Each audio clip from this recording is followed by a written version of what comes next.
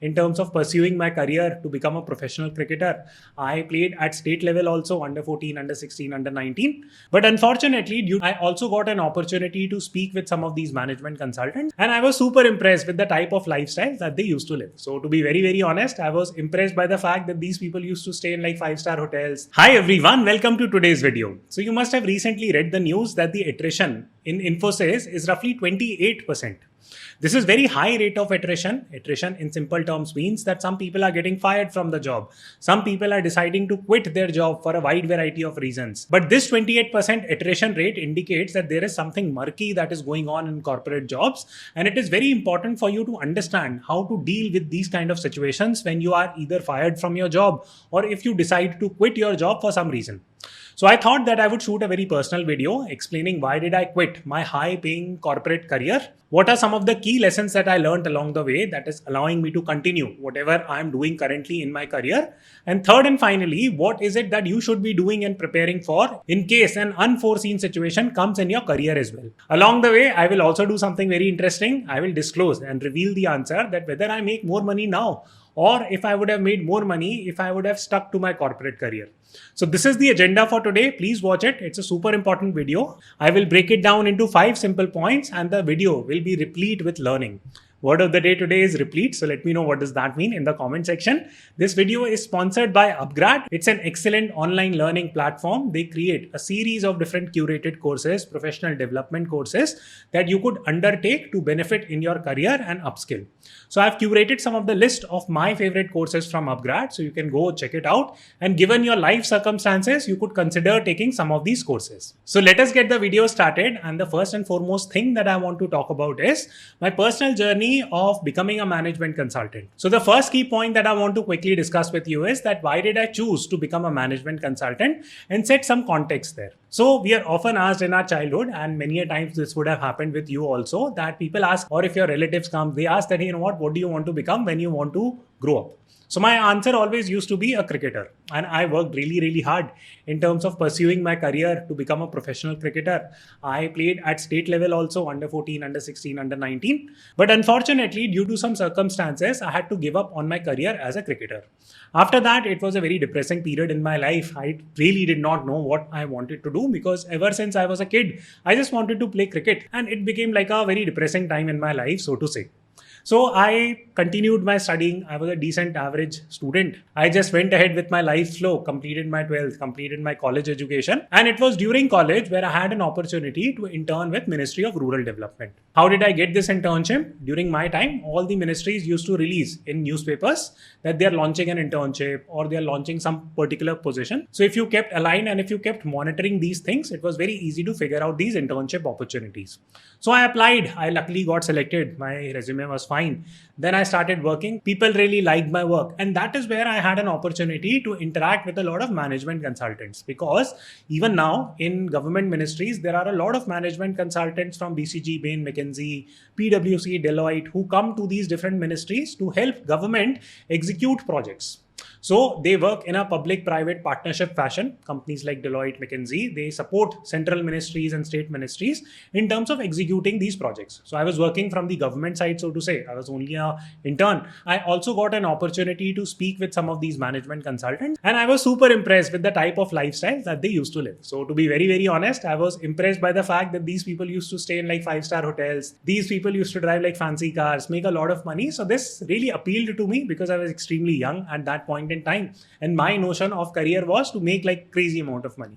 So that is what I genuinely wanted to do. So once my internship was completed, I went back and I started researching about that, how do you become like a management consultant? And the number one answer that I got was that you have to complete an MBA in order to become a management consultant. So I started figuring out how to do an MBA. So I studied for CAT also. I studied and prepared for GMAT also. I wrote GMAT, got a very good score. Then I started aligning myself to going to foreign universities because more money. I was very fascinated with making more money in the early part of my life, like majority of the college students. So being very, very honest with all of you. Then towards the final year of my undergrad degree, I got an opportunity to start certain chapters for an organization called as Make a Difference, which was a non-profit organization. And I started a chapter for Make a Difference. Now that experience proved pivotal for me because this was the first time I was experiencing the social impact space. And I realized that I really enjoyed working with people, building a team, hiring a team of volunteers, establishing a system, process, which everyone wanted to be a part of. So I had a fantastic experience of building this chapter for Make a Difference, and I was able to grow this chapter and scale this chapter. So this experience proved very pivotal for me because up until this experience, my notion of a career was that, hey, career equal to money. So try to make as much money as you can. That's it. But with my Make a Difference experience, I started realizing that, you know what, your work should also have some kind of palpable impact. So the second word of the day today is palpable. So let me know what does palpable means. So the point was that once I graduated from college, there were like two types of decisions that I wanted to incorporate. One, I wanted to make good amount of money. Second, I also wanted to have a career where my impact was visible. So that is the perspective with which I started approaching my career. I also had like a good GMAT score back in the kitty. So I could always use that. And since your GMAT score is valid for 5 years, that gave me a lot of flexibility to design my career. So this brings us to the second part of the story, that once I graduated from college, my objective became really clear that, you know what, let me first try to attend the best possible business school I can get into. I already have a great GMAT score. So let me plan my career accordingly. Now, it's not as if that you can systematically design it and fit every puzzle, but I wanted to experience the world and get like different type of experiences. So I started working with a non-profit organization. It was a core non-profit organization. It was a Christian missionary with which I worked for approximately a year, and it gave me a lot of project management experience. At that point in time, I realized that, you know what, no matter what work I do, it absolutely needs to have an impact. Yes, money is important, no doubt about that, but I don't want to be in a career path where it's all about money. I want to have a career path where I get to see the mix of both worlds. Again, I started reaching out to my contacts whom I had met during my internship days, and I started figuring out that, you know what, there are like social impact practices of a management consulting firm. There are very big consulting firms like BCG, Bain, McKinsey. They have a practice area called as social impact consulting. So that is when I realized that, hey, given that I want to make money also, given I want to stay in social impact also, here is the career path for me, which is social impact consulting for a big management consulting firm. So my goal became very clear. I started gravitating more and more towards that goal, and I was extremely lucky to figure out what I wanted to do in and around the time when I had just graduated from college. So as a result, I started planning my career accordingly. So I worked with a non-profit organization. Then I switched to working with Ministry of Rural Development. I worked there, improved my profile. People really liked my work. So I started working with a minister directly, worked on public policy scheme. So again, I was a public sector consultant. That is where I started my consulting career. And along the way, because I had a GMAT score also, I applied to a business school and got accepted to a range of different business schools and eventually picked up INSEAD because it is one of the top most MBA programs in the world. And I also got a substantial scholarship from INSEAD. And just before going to INSEAD, I joined a top 3 consulting firm in the world, worked there for a few months, and then I started my program at INSEAD. So this brings us to the third point, that once I graduated from INSEAD, I started working in consulting again with a company called as Dalberg. And what did I dislike about this entire consulting space that I was in? So what did I like? Of course, I liked staying in 5-star hotels. It gave me the first opportunity to stay at a 5-star hotel. I went to Turkey to get training as a management consultant. So it was an excellent time. So that was the first time I traveled in Europe/Asia. And coming from a small city, these things mattered a lot to me because I'd never stayed in a 5-star hotel before that. So all this was like fancy stuff for me and I really enjoyed it. So this was the first key perk. Of course, the second key perk was a salary, that I was making very good salary. At the start, I was making 30 lakhs. This was back in like 2015. Nowadays, it might be 45-50 lakhs maybe, even without any bonuses, working in India. The second key perk of working in consulting was that I was able to amplify my skills. There were a lot of things that I learned in consulting, whether it was building Excel models, whether it was interacting, engaging with a team, whether it was project planning, whether it was engaging with high-end clients. So the first client that I worked with was Asian Development Bank. So I worked directly with the principal economist there, which was a big deal for me because I was just like 25, 26, something like that, managing a project independently with the principal economist of Asian Development Bank. It was a big project for me. And in consulting, you end up getting these type of high-level exposure which really boosts your confidence. So just to encapsulate, 3 key things that I enjoyed working in consulting was, number 1, high salary, high perks, traveling internationally. Second key thing, engaging with high level clients, and also my colleagues were very impressive, driven. So a lot of things that I learned from them. Third and finally, I was able to enhance my skill set, which I will speak about subsequently on the video. Now, what did I not enjoy? So basically, after this initial sheen of working in management consulting, staying in 5-star hotels, it veered off. Reality started to sink in. First and foremost, there was an instance with my mom that my mom called me up during like festive season and she wanted me to come home for Holi, and I genuinely did not have any time. And when she called me, I was feeling like extremely frustrated. Why? Because I had a deadline and I just could not even talk to her properly. So the point was that I was under like so much corporate stress, so to say, of deadlines, that it just impacted my mental well-being, so to say. The second key thing was that if I looked around, everyone was fighting with a deadline that once you complete a project, you get like maybe a week off, then you keep on running on day-to-day basis. So I asked myself a question that, you know what, till how long do you want to do this? Because when I looked around at partner level, they were like 45, 50-year-old people making good money, but were left with very little time for anything else. So did I really wanted to live that life? So at that point in time, when the newness of this job withered off, it was evident that, you know what, this career path was not right for me. I'm not saying that it is not right for everyone else, but for me, working, learning from that career path made a lot of sense. Pursuing that career path for a period of 10, 15, 20 years, the answer was definite no. I would have been very, very unhappy. So I started building an exit plan. So I started a company called as My MBA Journey. It is still very much active. It is into foreign admissions. So I started getting some clients through it. I started building an income stream along with my full-time job. And once I had a plan ready, then I told my parents that, hey, you know what, I'm going to quit my job. And here is a plan that I have, that I already have like paying clients. So I will be able to survive. Yes, the money that I'm making, it's like very less compared to what I'm making in consulting, but maybe something good will come out of it. And my parents were super supportive, nice, and without their support, I would have been nothing. My wife was extremely supportive about this entire move, and at that point in time, I decided to quit consulting. So this brings us to an interesting question that do I make more money now than I would have made if I would have stayed in consulting? The short answer is yes, I do. I would have been maybe a partner at some major consulting firm, but do I make more money now compared to a partner at a major consulting firm? The answer is much more than that. I'm not saying this to boast, but I'm telling you this so that you also get conviction that if you believe in your dreams, you get that conviction that, hey, if Akshat can do it, so can we. So you can start planning from that perspective. Now, 3 key things that I learned in consulting that is helping me in my career right now. Let me quickly outline that. It is very important for you to have this estimate that, hey, what have you exactly learned through your current job? And will you be able to pick that skill set and translate that into something else? For me, the number 1 skill was knowledge about finance. So during my time in consulting, I worked on a range of different projects, including a lot of finance oriented stuff. So that is where I started learning more about finance. I really enjoyed it. And now I make YouTube videos on career and finance. So learning about finance, having that problem solving mindset that consultants usually have, inculcating that has really helped me in terms of running a YouTube channel, for example, which is one of my revenue streams as of now. Second key thing was entrepreneurship. So since in consulting, you work across a range of different projects. For example, you will do like operations related projects, you will do finance, you will do strategy, you will do marketing. So essentially it helps you develop that entrepreneurial skill set. So this was the second key thing.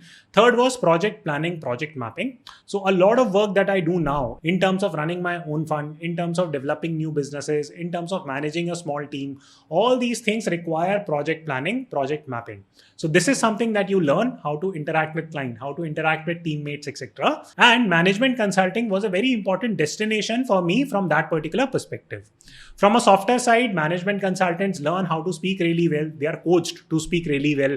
So I learned that. They are coached on how to solve complex problems. So I learned that. They are coached how to do business analysis, business study. So that is something that I keep on presenting on YouTube also. So these are some of the key transferable skills that I'm implementing even now.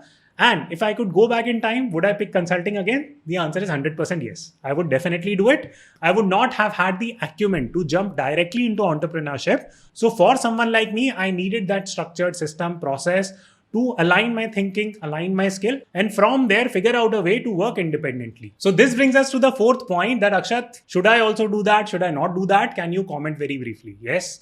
So basically, consulting is not a career path for everyone, I would say. It depends a lot on what you want to get out of your career. If you're looking to get a diverse range of knowledge, diverse range of skills, then consulting is a very highly valued career path. You can definitely pursue that. On the flip side, if you want a more balanced life where you have more work-life balance, where you can take things easy, then consulting is not for you. You might struggle in that career path. What is the best way still to do management consulting? Number one, please learn about case solving, business analysis, case studies, very important concept. Your resume needs to be top notch. Only less than 0.5% people end up getting into top consulting firms. Very, very difficult job to get in. Usually you will require a master's degree. So try to get into a good undergrad plus master's degree. That gets your resume shortlisted quite easily. Also, if you can undertake some experiential learning programs, do some consulting assignments along the way, help startups, get a referral from an ex-consultant. Please don't ask me to write a consulting reference letter for all of you. I'm teaching you these things. Please don't apply it to me. So go figure out other consultants, other ex-consultants. If they write a recommendation for you, that really helps in terms of getting shortlisted. But of course, consulting is not the only sacrosanct path out there. There are also many other good corporate career tracks like investment banking, product management, and wherever your interest lies, please go there. There is absolutely no problem. Important point is that when you have started that career path, try to excel at it, try to become really good at it, try to develop skills, because the skills is what you take away when you quit a job or if there are attrition problems. And this brings us to fifth and final point, that if you are looking to quit, or if you are getting fired from your job, or if you're close to getting fired from your job, what are some of the key things that you need to remember, and what are some of the key things that you absolutely need to execute? So there are many, but let me leave you with three most important. So point number one, please get your obligations done. What is meant by obligation? Obligation does not mean that you have to get your son and daughter married in 5 years of your career. That is very difficult to do. But the obligation could be that at least take care of your family expenses for at least 1 to 2 years. So save at least that amount of money before you quit. So that is a basic part of meeting your obligations. Please do not quit even if the corporate environment is really bad, and put financial and mental stress on your family. I understand that this is like contrary advice from what you typically get on LinkedIn and other platforms, but I'm being honest with you that if you quit without a plan, it's just really bad. Second key thing, that you must always have a plan B, C, and D in play. When I quit my high corporate paying job, my plan B was already vouched. I had already built a side business. I already had paying clients. My plan C would have been that, hey, I will go and work with another consulting firm, or I might work with a startup, because management consultants, once you get a tag, it gets easier for you to get jobs at other consulting firms or startups. So I could have always gone to corporate world. In fact, the funny thing is that even till today, I keep on getting a lot of offers that, Akshat, do you want to work with this particular company?